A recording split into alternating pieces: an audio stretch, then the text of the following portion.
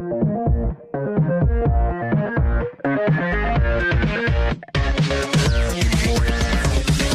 guys, welcome back to Research World Rewind, your bi-weekly video digest series bringing you all of the latest reading recommendations, news items and trending little things that we think you should know about in your lives. I'm Luke, this is episode 4, and if you've been enjoying the content so far, make sure you're letting us know either on Research World or through our social media, which you'll see on screen now or in the link to the video down below. And without further ado, let's kick it off with this week's recommendations. First recommendation for this week. If you haven't seen it yet, last week, Thursday, 2nd of May, was World Research and Insight Day. And to celebrate the importance of that day, our president, Joachim Brecha, wrote an article called Imagine a World Without Data. And if you haven't seen it yet, this is your first reading recommendation for this week. Number 2, Josh Chasen, Chief Research Officer at Comscore, recently spoke to our resident Robert Heeg about the future of audience measurement in an era with multi-screens and cross-platform usages. Super interesting, so if you haven't read it yet, make sure you're checking it out. All right, third up this week, Jonathan Mall, CEO and founder of NeuroFlash, talks to us a little bit about why he thinks big data and AI are going to be the next big thing in market research and how they can be applied. So if you want to know more about that, this is the article for you. Next up, and number 4 this week, Mars Wrigley's Michelle Ganzel, the Director of Consumer Insights, spoke to us a little bit about some of the opportunities that insights teams can face when they lean into what we talk about nowadays as accelerating change and how this can help them identify some opportunities for growth. And if you haven't checked it out yet, make sure you do. And the 5th reading recommendation for this week, it's a question that's on all of our minds. How well do our social networks really know us?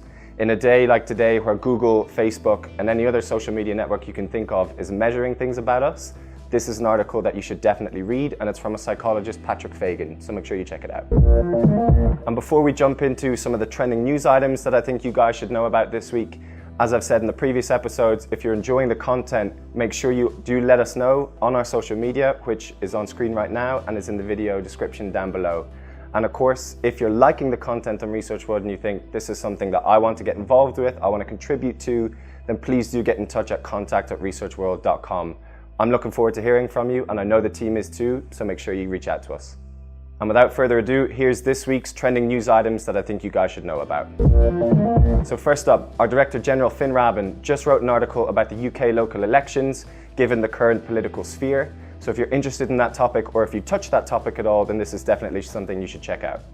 So next up for the trending news items, if any of you are wondering what the current complexities of the data and privacy ecosphere in the United States are, then this recent article from our very own Jan Willem will hopefully help you to navigate these complexities and make it all a little bit clearer for you, so make sure you check it out.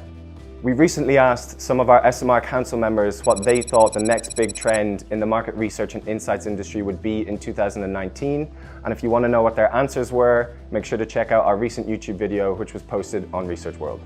And your last little bit of news for this week, as I mentioned earlier in the video, last week, Thursday, 2nd of May, was World Research and Insights Day. So if you haven't checked out Joachim's piece about the importance of that day yet, then I highly recommend you do so. It was an incredible day. It's an incredible day for us and our profession, so make sure you go check it out. And last but not least, to finish up with episode 4 of Research World Rewind, here's some quick little Esomar updates that you need in your life.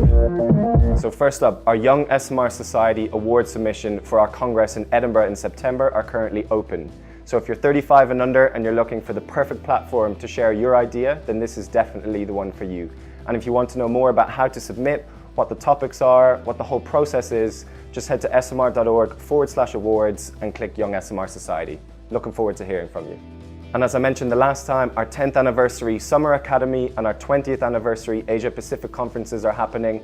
Asia Pacific is just over 2 weeks away, so if you haven't registered yet, make sure you do so. I'm looking forward to seeing you there. And of course, the one I'm looking forward to the most, our Summer Academy in June in Amsterdam. Get registering, you won't be disappointed. All right, guys, that wraps things up for our 4th episode of the Research World Rewind. As always, make sure you follow us on our social media to let us know what you think, and I'll see you in the next one.